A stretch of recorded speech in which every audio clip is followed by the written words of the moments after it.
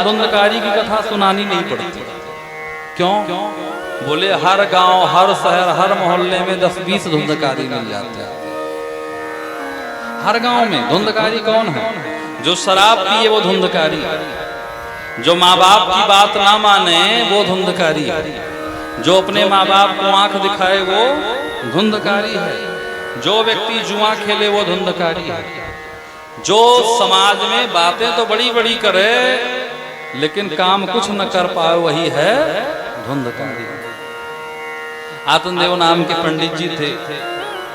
पंडित जी बड़े विद्वान थे, बहुत विद्वान।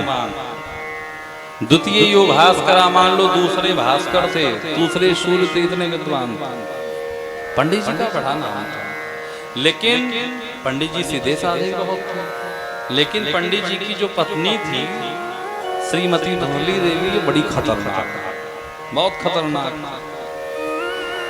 और इतनी खतरनाक कि पड़ोसी से झगड़ा ना हो जाए तब तक काम नहीं चलता। एक अंदर की बात आपको बताएं, पंडित जी हमेशा सीधे साधे होते, खतरनाक तो पंडिताइन होती, पंडित जी तो सीधे होते हैं बेचारे। पंडिताइन बड़ी खतरनाक, किसी तरीके से जीवन। धुतली कौन? बोले सूरा, प्रायसो बहुजल्पिका, बहुत बोलती थी। जब वो बोलने लग जाए तो सामने वाले का नहीं सुनती थी। सूरा बोले लड़ाई करने में तो सूरवीर थी, जिससे भिड़ जाए वहां परास्ता कर। लेकिन जब काम करना हो घर पे तो बताओ सिर दर्द हो रहा है, कमर दर्द हो रहा है, घर का काम नहीं होता था, सिर दर्द कमर दर्द से परेशान, और लड़ाई करना हो तब तो फिर क्या पूछना। गाड़ी चल रही थी, पंडित जी के घर में संतति नहीं, संतान। एक दिन पंडित जी बहुत दुखी हुए, जंगल चले गए, रोने लगे। पंडित जी को एक संत मिले।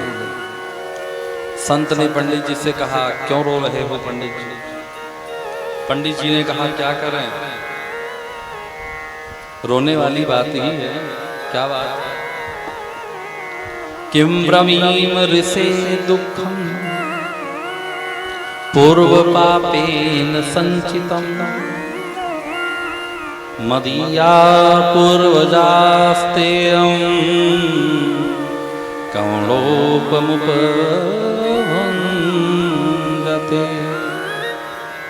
महाराज जी मैं क्या बताऊं, मेरे पूर्व जन्म का पाप है जो दुख के रूप में मेरे सामने आया। मेरी कोई संतति नहीं है। संत को लगा कोई राम के लिए रो रहे हैं, लेकिन ये तो काम के लिए रो रहे होते। तो संत भी अपने आप को लगाते थे, बोले अभी समझाए देते हैं, अच्छे अच्छे को समझा। पंडित जी से बोले, पंडित जी मुंचा ज्ञानम प्रजा रूपम बलिष्ठा कर्मणो विवेकम तो समास्याद्य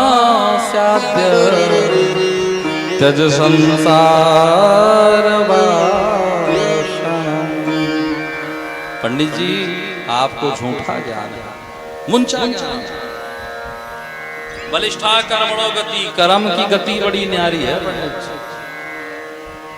आप बेटा बेटी के लिए रो रहे हो, संसार की वासनाओं से दूर होइए पंडित जी। आपको क्या लगता है कि बेटे में सुख है? अगर बेटे में सुख होता, अगर बेटे में सुख होता तो राजा सगर के 60,000 पुत्र थे, बहुत सुखी रहते। कपिल मुनि का अपमान किया, कपिल मुनि ने आंख खोला, जल के भस्म हो गए। क्या मिला? आप बेटा बेटी सोचते हो, बाद में बेटा चाहे कूटे पकड़ के, बेटे के लिए परेशान हो। भगवान को ही अपना बेटा मानो। तुमेव माता च पिता तुमेव, जो माँ है, बाप है, भाई है, बंधु है।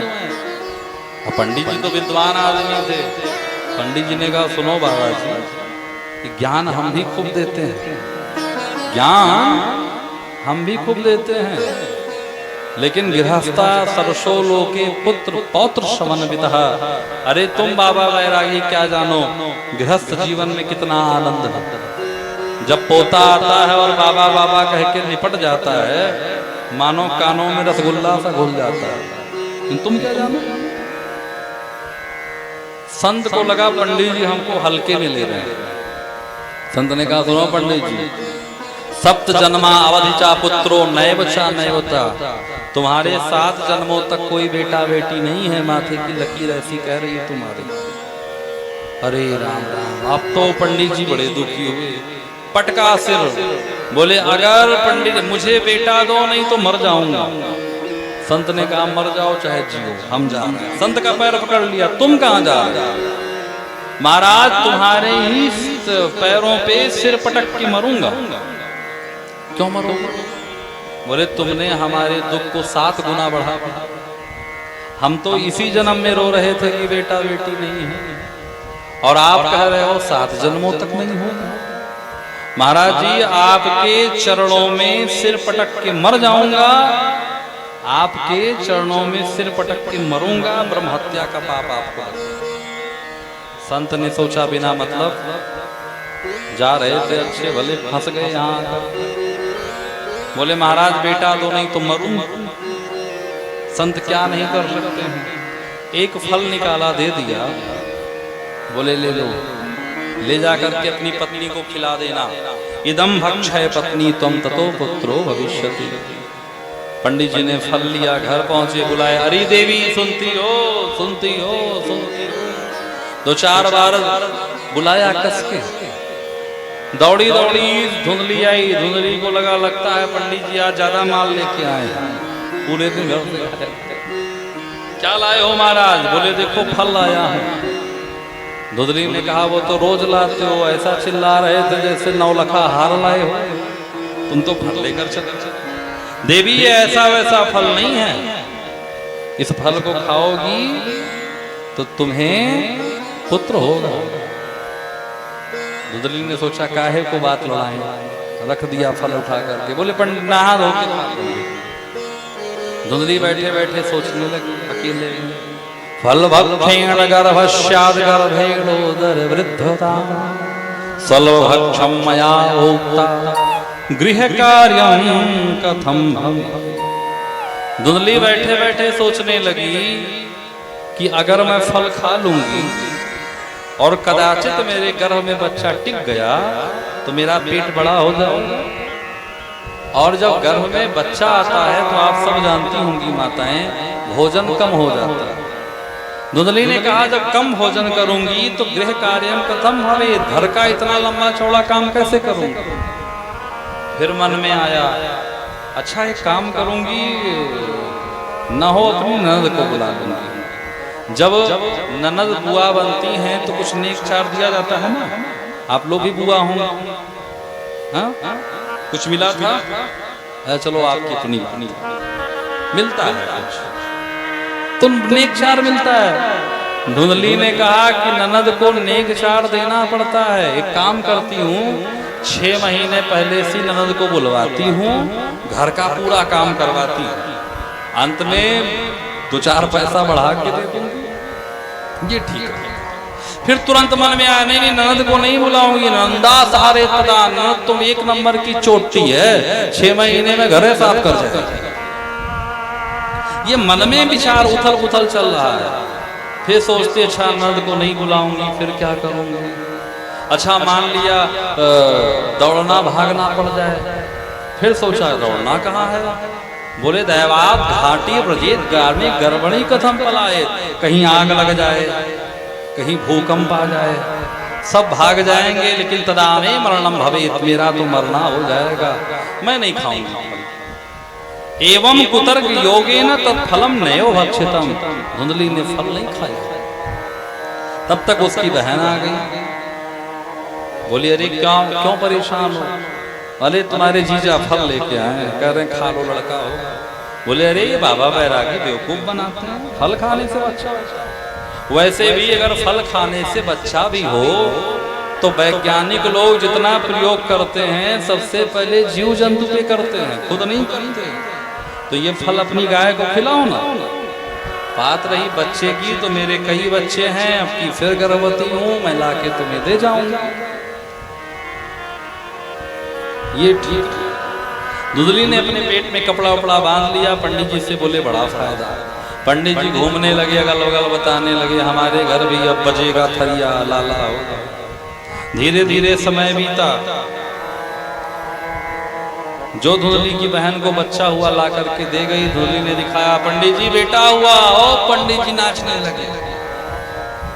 सनकाद ऋषि कहते हैं लेकिन कुछ दिनों में गाय को भी सुंदर बेटा हुआ, सुंदर गाय को भी बेटा हुआ। और वो जो गाय को बेटा हुआ पूरे मनुष्य की तरह था, केवल उसके कान जो थे वो गाय के जैसे थे। पंडित जी बड़े प्रसन्न हो गए। लोग कहने लगे, अरे भैया भाग्योदयो धुना जाता आत्मदेवस्य पश्यता धेनवा बाला पशुतुस्तम देवरूपी कौतुकम। देने वाला जब भी देता छप्पर। कहाँ एक बेटा नहीं था, गाय ने भी मनुष्य रूपी बेटे को जन्म दिया। वाह! अरे आत्मदेव के भाग्य की कौन कहे। धीरे धीरे दोनों बड़े होने लगे। जो बड़े होने लगे बोले दोनों ने खूब नाम अर्जित किया। कियत कालो तो जातो तरुणो तन्वायु गोकर्ण पंडितो ज्ञानी धुंधकारी महाखला। गाय के समान जिनके कान थे उनका नाम हुआ गोकर्ण और धुंधली के बेटे का नाम हुआ धुंधकारी। गोकर्ण जी जहाँ विद्वान थे बड़ा नाम हुआ। धुंधकारी शराब पीने लगा, वेश्यावृत्ति करने लगा, जुआ खेलने लगा, चोरी करने लगा। दोनों ने बड़ा नाम कमाया। अब जो पंडित जी कहीं जाते तो पंडित जी को जो देखे बोले ओ ये उन्हीं के बाप हैं जो चोरी करता है। पंडित जी को बड़ा बड़ा। पंडित जी मरने जाने लगे। बोले मर जाऊंगा, क्या करूंगा? गच्छामि प्रतिष्ठामि कोपे चिंता व्यपोह प्राणस्त्यजामि हा दुःखम आकष्टम मम संस्थितम। मर जाऊंगा, मरने के लिए जाने लगे। गोकर्ण जी ने हाथ पकड़ लिया। पिताजी कहाँ जा रहे? बोले बेटा मर जा। गोकर्ण जी ने कहा पिताजी एक बार और तो मर रहे थे, तब क्यों मर रहे थे? बोले बेटा नहीं है। अब क्यों मर रहे हो? बोले बेटा क्यों है? ध्यान दीजिएगा, पहले क्यों मर रहे थे, आज क्यों मर रहे हो? बेटा क्यों? बोले पिताजी आपको क्या लगता है? बोले मुझे लगता था बेटा होगा तो मैं सुखी हो जाऊंगा। बोले सुनो पिताजी, न चेन्द्र से सुखम किंचिन ना सुखम चक्रवर्तिना सुखमस्ति विरक्तस्य मुनिरेकांत जीवन। पिताजी दीन का है धनवान सुखी। किसी गरीब से मिलिए बोले भैया हमारा क्या वो फलाने की बल्ले बल्ले। और धनवान क्या कहता है? धनवान का है सुख राजा को भारी, राजा का है महाराजा सुखी, महाराजा का है सुख इंद्र को भारी।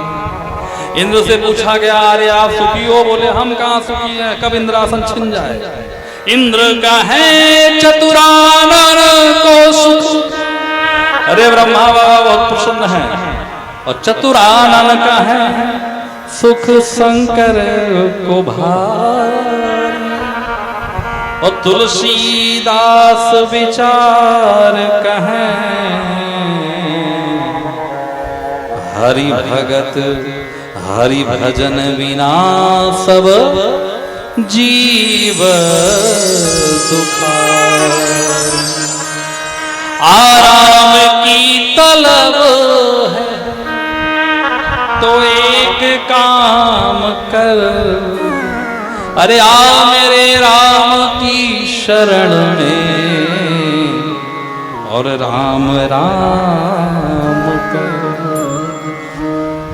गोकर्ण जी कहते हैं पिताजी नितांत एकांत में शांत होकर जो भगवान का भजन करता है वही संसार में सुखी है। आत्मदेव ने कहा बेटा यही बात मुझे वो संत ने बताई थी, लेकिन मेरी समझ में नहीं आया। बेटा तू बता मैं क्या करूं। अब यहां सुनिए, 2 श्लोक में गोकर्ण जी ने अपने पिता आत्मदेव को समझाया। अगर ये 2 श्लोक का अर्थ और 2 श्लोक आप समझ लें तो मानो पूरी भागवत आप समझ लें। इसको भागवत में गोकर्ण गीता कहते हैं। क्या कहते हैं? गोकर्ण गीता। आत्मदेव कहते हैं कि बेटा मैं क्या करूं, मैं क्या करूं। अच्छा आप विचार करिए, जैसे आपके मन में आया कि अयोध्या जी में एक अपना मकान हम भी बनवाना, आपके मन में आया, यानी आपने एक कांटा अपने चुभा लिया कि मकान अयोध्या में बनवाना। अब आप दिनों रात परेशान रहेंगे, कैसे बनवाएं, कहाँ बनवाएं, कहाँ जमीन लें, किससे मिलें, इनसे बात करें, उनसे बात करें। जमीन ले लिया, कैसे बनवाएं, नक्शा कैसे पास कराएं, क्या करें, कैसे करें। आप उसी में परेशान, बहुत परेशान हैं। और जिस दिन मकान आपका बन गया और आपने गृह प्रवेश कराया, आप प्रसन्न हो गए, मगन। अरे साहब देखो अयोध्या जी में अपना मकान बन गया, अरे ये देखो ये रसोई घर, ये बेडरूम। किसी का भी घर बनता है तो जो आते हैं उनको सब दिखाते हैं लोग, ये आप प्रसन्न हैं। लेकिन आपकी प्रसन्नता कितने दिन टिकती? 2 दिन, 4 दिन, 10 दिन, 20 दिन। फिर मन में आया, एक दिन बैठे, कोई आया, बोले गर्मी बहुत हो रही, एसी नहीं लगवाया। एसी लगवाना है। अब आपने दूसरा कांटा चुभोया एसी का, अब आपने एसी लगवा लिया। फिर बात हुई, किसी ने आपसे कहा कि अगर इसको धर्मशाला में उठा दो तो और अच्छा। हाँ धर्मशाला में उठाना। फिर आपने तीसरा कांटा चुभोया। जितने आप अपने जीवन में कांटे चुभोते जाएंगे उतने परेशान होते जाएंगे। और आपको खुशी कब होगी? जब मकान बन गया, मानो एक कांटा निकला, आप खुश हो गए। लेकिन फिर एसी का कांटा चुभोए, फिर गाड़ी का कांटा चुभोए, फिर धर्मशाला का कांटा चुभोए, फिर धर्मशाला तो बन गया, यात्री नहीं आ रहे हैं, अब क्या करें? फिर उसकी कोई ना कोई समस्या जीवन में बनी रहेगी, कोई ना कोई समस्या जीवन में बनी रहेगी। गोकर्ण जी पिताजी से कहते हैं, पिताजी देहे से मांस रुधिरे भीमतिं त्यजतुं जाया सुतादिषु सदा ममतां विमुञ्च पश्यानिशं जगदिदं क्षणभङ्गनिष्ठं वैराग्यरागरसिको भवभक्तिनिष्ठः। पिताजी जो इस शरीर पे हम लोग, इस शरीर पे जो हम लोग अपना अधिकार जमाए बैठे हैं, संसार से बंधने के 2 कारण हैं, एक मैं और दूसरा मेरा। ये शरीर क्या है? हाड़ मांस का एक ढांचा है। जैसे जब आप मकान बनवाते हैं, छत पे लिंटर डलवाते हैं तो मोटी मोटी सरिया पड़ती है, पतले पतले तार से बांधा जाता है। वैसे शरीर में जो हड्डी है वो मोटी सरिया है, जो पतली पतली नसें हैं ये पतला पतला तार है। ये जो देखने भगवान के पास 3 पेंट हैं, कितने? 3। किसी पे सफेद पेंट मारा तो गोरा हो गया, किसी पे काला पेंट मार दिया तो काला हो गया, किसी पे सफेद और काला दोनों मार दिया तो सांवला हो गया। ये 3 पेंट हैं। नीला पीला हरा आदमी नहीं होता, नहीं होता। 3 पेंट मारता। कभी आपने रोड पे एक्सीडेंट होते हुए देखा होगा, जो इतना बढ़िया शरीर हम लोग टिप टाप करते हैं ना, बिल्कुल पाउडर क्रीम परफ्यूम लगा करके समझते हैं ना, रोड पे एक्सीडेंट हो जाए और इस शरीर का मटेरियल जब बाहर निकलने लगे तो आप देखिए इसमें क्या भरा है। बोले पिताजी मेरा मेरा कहना छोड़ दीजिए और तेरा तेरा कहना शुरू करिए। हम लोग सुबह आरती तो गाते हैं, तन मन धन सुख संपत्ति सब कुछ है तेरा, और एक हाथ में घंटी लिए रहते हैं, घंटी। ऐसे आरती करते तो ऐसे अंगूठा भी दिखाते, भगवान मानना मत कुछ, है तो सब तेरा, तेरा तुझको अर्पण क्या लागे मेरा।